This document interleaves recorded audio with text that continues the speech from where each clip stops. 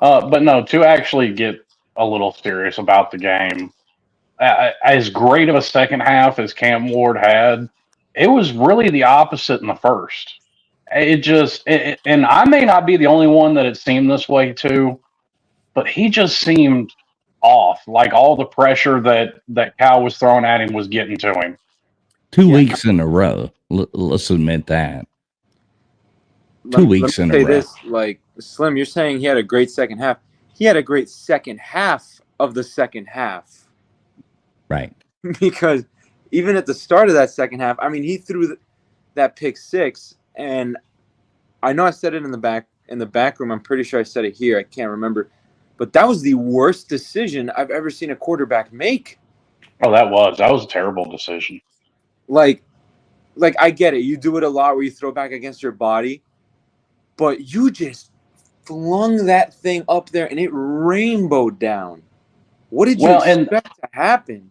and that's what I mean about him really seeming off in the first half. It seemed like everybody was having a high point every catch. Mm-hmm. And I think that's what led to some of the drops.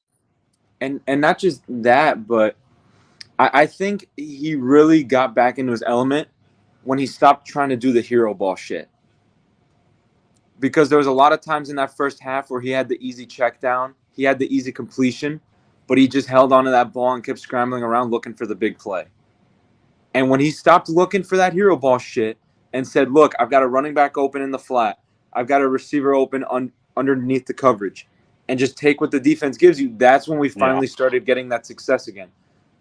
Yeah, Because it seemed like he calmed down in the second half and like you said, started taking what the defense gave him. yeah, because we saw what was working early in that first half. We saw Cal really dedicating themselves to try to stop going through the air, and we were able to run the ball. I mean, going into halftime, Mark Fletcher was averaging 9 yards a carry, which, side point, he needs to be the feature back. We've been saying this. I like Damian Martinez as a player, but Mark Fletcher fits a lot better what we're trying to do in the run game. And, I mean, you saw that run game working today because they were trying to take away the pass, and then you couple that with Cam trying to force shit and trying to be hero Heisman Washington State Cam, and that's what leads to you being down 35-10. And Alex, can I touch on this right now? Alex, can I touch on this right now? Because that flows exactly into what a point that I had to make. Cam Ward has done nothing, and I like Cam Ward. I think he's wonderful. So this might be an unpopular opinion, but Cam Ward has done nothing but run around with his, telling everybody in the world that he's the best player in college football.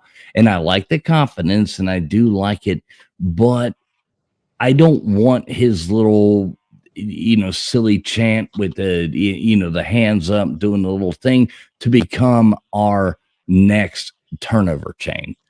So, I mean, at some point we got to look at it and be like, I hope he humbles himself just a little bit and goes in there and realizes he is part of a team. Otherwise, he's just be like another Florida State mercenary coming in trying to ride on the coattails. So I really hope, I mean, he's done great. He's came through at the end of everything. Might be an unpopular opinion. Maybe I'll get some hate, but yeah, maybe humble yourself just a little bit, be a little more of a team player and get your shit together. I would tend normally to agree with you. I would. Here's why I don't. Because that's not Miami's MO, and I don't think that's the kind of team he's trying to build, that Mario's trying to build. I think Mario but he's a 1 year player. That's the only thing I'm saying. Well, I understand Miami's MO. You know what there. Miami's MO is? Miami's MO is winning. That's why you can have that cocky attitude. Well, right. And the fact that so far we're undefeated, no matter how you got there, is why he has that attitude. I see it both ways. I do, and I'm not entirely disagreeing with you. I think the identity that Mario is trying to make with this team, I think he's trying to model it after what drew him there, what Jimmy Johnson made. Yeah. And Not I just think that, he but likes the attitude. He likes the swagger. I don't think he's only trying to model it like that, but he's also trying to.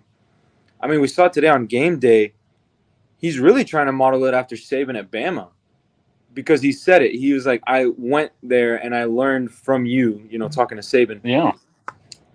where it's you build these deep rosters where it's just you can have turnover year after year after year, but you stay competing and winning at a high elite level, and there's never any drop off. And yeah, I love the showmanship. I love the Miami I grew up with. I love the running down the tunnel, coming out with the six guns, ablaze. And I love the smack talk. I love the badassery of it all. I love I love it all. But don't jump ahead of yourself, and I think we've looked at that. Hey, we're 6-0. We're one of the only 6-0 teams in this country. There is no reason. How many top teams above us lost today? We've seen Alabama go down to Vanderbilt. Didn't they lose to Georgia State? Vanderbilt.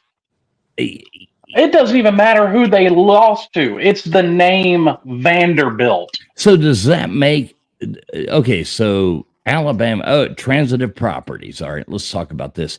So if Georgia lost to Alabama, Alabama lost to Vanderbilt, Vanderbilt lost to Georgia State, does that make Georgia State the second best team under Georgia Tech in the state of Georgia? Georgia Tech. Wait a minute